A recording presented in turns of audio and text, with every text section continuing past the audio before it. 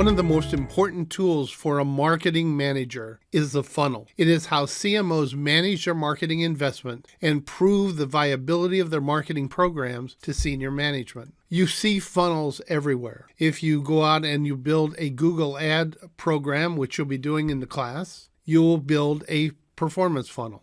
What a funnel does is it shows the movement of a market from point A to purchase and gives you performance metrics at every step of the way. We'll get into that a bit more further on in this video. But if you go to Facebook ads, the same thing. They start off with, what do you want to do with a marketing program? So in other words, Facebook gives you the total market that you can target. Then it says, what are you trying to optimize? Are you going for brand awareness, reach, traffic, engagement, lead generation, and conversions? And what that does is it sets the bottom of the funnel, and then the business program for Facebook tracks it all the way through. So we use funnels all the time. Why are funnels so important? First off, they allow us to measure efficiency. In other words, by converting things to key performance indicators or KPIs, and setting up a performance funnel, we can see how a funnel that does Facebook advertising compares with Google AdWords, compares with an email campaign, compares with putting an ad in a magazine, or using an influencer or a brand ambassador. Each one of those produces a sales funnel that we can use to figure out how the pieces are going to be put together and how efficient each one of them is. And what we're looking for as a market is, given a specific market, what is the best mix of media that we can use to generate business or whatever our optimized goal is for that given target market. So we're always looking at markets in terms of the media channels we can use, and then what are we going to be selling them, and how is that producing revenue at the bottom. And all those are different sorts of funnel. We also use them to determine effectiveness. For example, if we're going through and we are watching a funnel, if you recall the one I just showed you from Google AdWords, it has a set performance. And over time, once we set up what the performance is, how much fall off we have, we can identify where certain steps in the process are performing poorly. And that allows us then to say we need to test different pieces there. For example, if I'm bringing people to a landing page and the conversion rate is 95%, then I add another question and it falls to 60%. Well, that tells me where there's a problem. That tells me that extra question is creating dissonance within the market and slowing its ability to move down through the funnel. And so that's where we begin to do testing. It tells us where we're falling below our marketing plan. To show it to you graphically, a lot of times when students first learn of the performance funnel, they tend to think of it as something you just create. You write out the performance steps and then you're done, but that's not true. It gives us 3 important points that metrics are generated and that senior management and the CMO can look at. So the first thing is we put them into our annual budget. Then we have the actual campaigns going on as a result of the budget expenditures we've been approved for. Then we have final results. And so in the budget, what we do is we take all the performance funnels by market, by media, and we put them together and we aggregate them to make a overall performance level for the program, and to show senior management, here's the amount of investment it's going to take to generate that. Essentially, we start with the market, then we figure out the media, then we aggregate them together and say, this is the marketing budget that we need for the next year for marketing. And of course, then we'll put in customer service and other functions as well, but that becomes our budget. Then what happens is, once we execute a campaign based upon that budget plan, we start to look at, where are we exceeding our plan? In other words, where in the funnel are things going better than we expected? Those are opportunities for us. Where are we below the plan? And so we're comparing it back to the funnels that we created at the budget time and saying, this is below plan, therefore we need to test at that level. And so if we're having people not signing up well, we'd probably test different landing pages to make that work. Then we want to analyze it by elements to see what sort of insights we can gather. Is the marketing changing? Is it performing identically as last year? Are there opportunities that we can take advantage of to do it? And we also then compare it to other campaigns in other channels to figure out if we're really doing the best to generate our sales or whatever at the bottom of the funnel. Then when we have final results, that's where we actually have to do an analysis and identify and define and explain the variances to the C-suite so that they understand, where we're hitting. And we're also then looking at it for opportunities to improve the funnel. In other words, marketers are always looking to improve funnel performance to maximize results for each one of the media they are using to impact a specific target market. And so this variance is where we do the justification. In terms of the funnels, there's really two types. One is a marketing funnel, and the marketing funnel covers the entire process from the initial market all the way through to different steps to the final sale or whatever that optimized function is. It covers everything, including prospecting and the marketing activities. And you notice as we go down it that the types of media we use are different. In other words, as people go through from top of funnel to middle of funnel to the low end of the funnel, the bottom of the funnel, they look for different things and they want different sorts of media to interact with the company as they're moving from awareness through to purchase. So each step tells us a little bit about how we're going to deploy our marketing asset to impact that individual as they move through the funnel. So the marketing funnel, in short, goes from awareness or the total market to awareness down to purchase. The sales funnel is much more focused. It is looking at only the last three steps. We have the top of the funnel, the middle of the funnel, and the actual first purchase. And so what it's doing is saying how effective is this and how efficient is it as we move through. And so a lot of companies talk about top, middle, and bottom of the funnel. So they're really talking about a sales funnel as opposed to the marketing funnel, which is looking at more levels. So as we go from awareness to consideration to decision, prospects first are saying, I think I have a problem.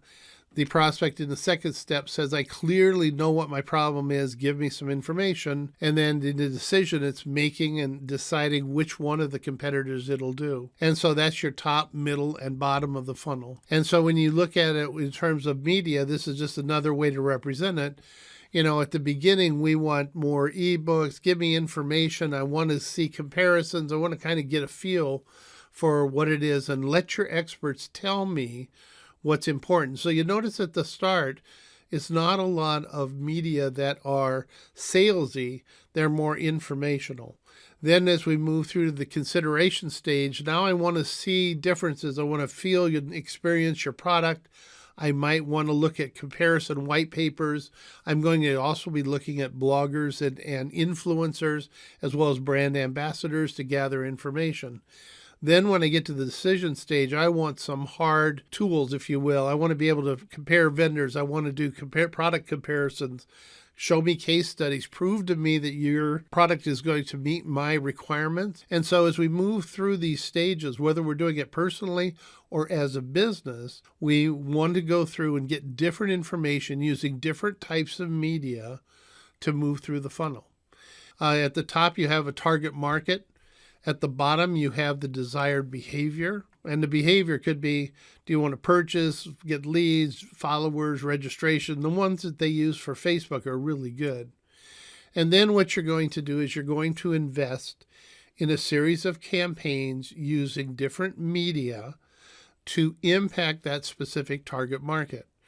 And then what you need to do is identify the steps that they go through to move through the funnel. So each step has a specific metric attached to it called a key performance indicator or KPIs.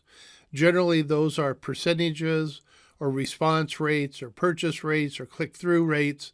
Those are the KPIs we're going to use. Then the marketers create the performance funnel for each target market by media, by campaign, really, to identify what the flow is going to look like. They aggregate it together to make one by target market, by media, and that becomes the way that they manage their program. The number of steps really varies by media, and some get very, very detailed, and then we summarize up a subset of that to really give it to senior management, but we manage at very granular levels.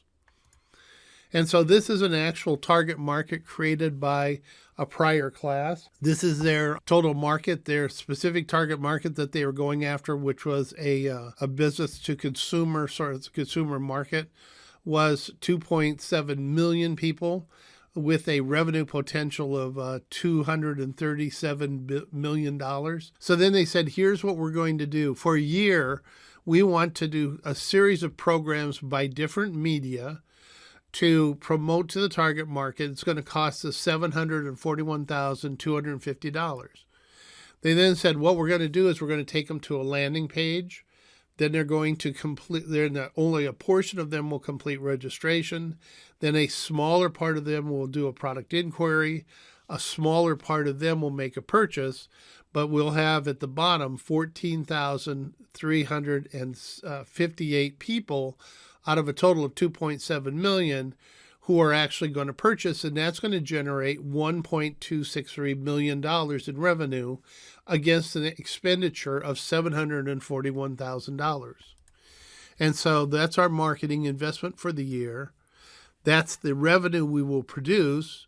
And as a result, we have a profit of $522,000 that we'll be providing to the company to use for whatever they want to do. That profit is not really a profit number, but it's a marketing ROI. Then for each one of those, we have a KPI, and the KPI is the percentage of people that will move from one step to the next step. And so I need a 1.75% overall to hit the landing page. And so when I'm doing my actual campaigns, if that's a 1.8, I'm good. If it's a 1.2, then I know I've got to test my landing page to find alternates to get it up to a 1.75, because that's what I promised to senior management that we were going to do. And so these KPIs become critical, and you need to measure them day by day by day to make sure that you're hitting the targets that you have established with senior management and that you need to hit to produce a revenue flow, a positive revenue flow for the company. And so the KPIs and metrics are really key. Each step has its own KPIs.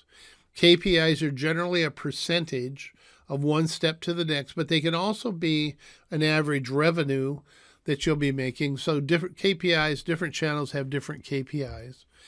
Because each successive step has fewer members, we want to quantify them from top to bottom to see how many people are essentially surviving the process, going through the steps right. We monitor this every day. That's why tracking links and metrics, which you'll learn about in the class, are so critical. We also attach performance indicators at a cost. CPC is cost per click. CPL is cost per lead. CPF is cost per follower, cost per order, cost per sale. The reason we use percentages and cost pers is that allows us to compare different media channels for the same market to see which one is most efficient in generating us dollars. Also, because we're dealing with large markets, oftentimes media quantifies the markets by thousands, and they use an M. So you have cost per thousand, CPM. OPM is cost per orders. And then revenue per thousand is RPM. So what do you need to succeed? First off, you need to know what the size, value, and persona is associated with your target market. Everything we're doing starts with the market, and then we build the media and the messaging or the offer that we want to make around that. And then the second question you need to answer is, what are the steps required to move them from prospect to first sale? This is basically your marketing funnel. What is the value of the first purchase, or what are you trying to optimize? We need this to give us a relative value. For example, some of my clients want to go after building their follower base. So we have to answer the question, well, what is the value of a follower? Well, the answer to that is how many of those will go through to make a purchase, and that becomes our funnel flow. But we are really trying to optimize getting from a single target market the most number of followers, with the assumption that those followers will produce this amount of revenue, which covers the expense of what it takes to generate the follower. Then finally, what is the expected performance at each step in the funnel? Now, the key is there's a lot of information out that will help us to do that. First, we can use past experience with the funnel. Second, we can talk with an agency or with industry experts about likely performance. In other words, if you're saying, okay, I want to use your banner advertisements for this market in this industry, what is the likely performance? We can use industry performance measures that actually tell you what the steps are and what the performance is. So, for example, with Google AdWords, you can go to the WordStream blog that was updated in 2019, and you can look by industry. It'll show you here are the conversion rates, and here is the likely final sale rates that you'll have. In other words, here's the click-through rates, here's the final conversion numbers by industry for Google AdWords. Everybody has their benchmarks. They are used to set up the funnels. And so basically, funnels are what we live and die by. They show us where the efficiencies are, where the inefficiencies are. They show us the overall flow. They give us KPIs that allow us to compare different markets and different channels to figure out the best way we can build our business. And so essentially, they are information central for an integrated marketer and something we will be using throughout our class.